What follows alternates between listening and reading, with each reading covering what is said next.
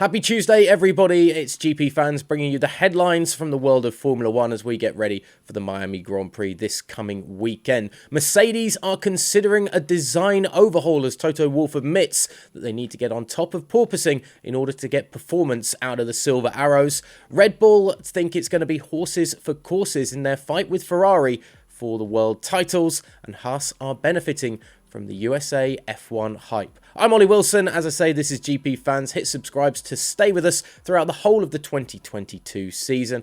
And of course, you can follow us on social media at GP Fans Global on Twitter, Instagram and TikTok as well. But for now, let's get into the news headlines this Tuesday.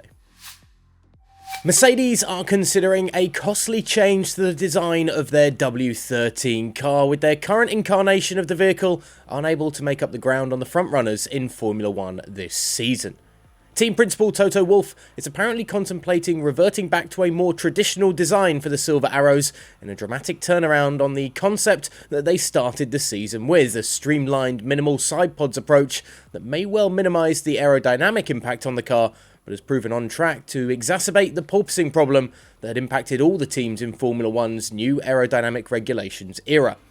With options running out of how to deal with the issue and driver George Russell now complaining of back and chest pains due to the bumpy ride, the team are looking at making a big overhaul in order to support their drivers and get back to competing at the top of the order. Wolff admitted that the team has to get on top of the porpoising issue in order to unlock more of the performance in the car, and that if the team doesn't find a way to do that in its current state, then a more conventional development path could be taken. However, there is a financial cap hanging over the team's head like everybody else in the sport, with Wolff wary of the cost impact that this could have. On the budget cap, it hasn't had an effect yet, because we haven't changed the concept, said Wolff. We still very much follow up the narrow body that we have. If you were to do something else, that could potentially go against your cost cap.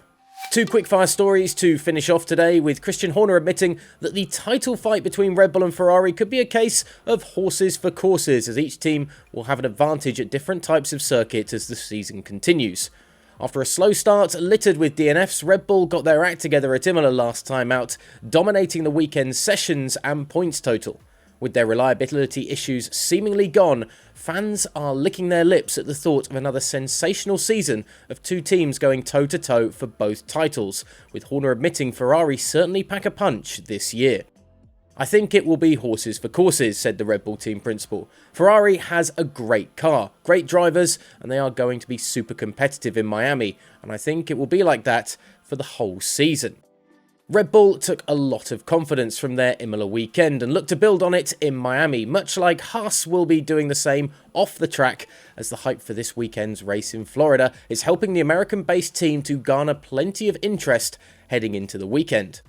We've got a lot more interest for partnerships, for sponsorships, and it has risen quite a lot, said team principal Guenther Steiner. Now we can take a little bit of time to go through and see how it develops, but for sure, having the race in Miami and adding a race in Las Vegas next year, a third race in the United States, will help all of this.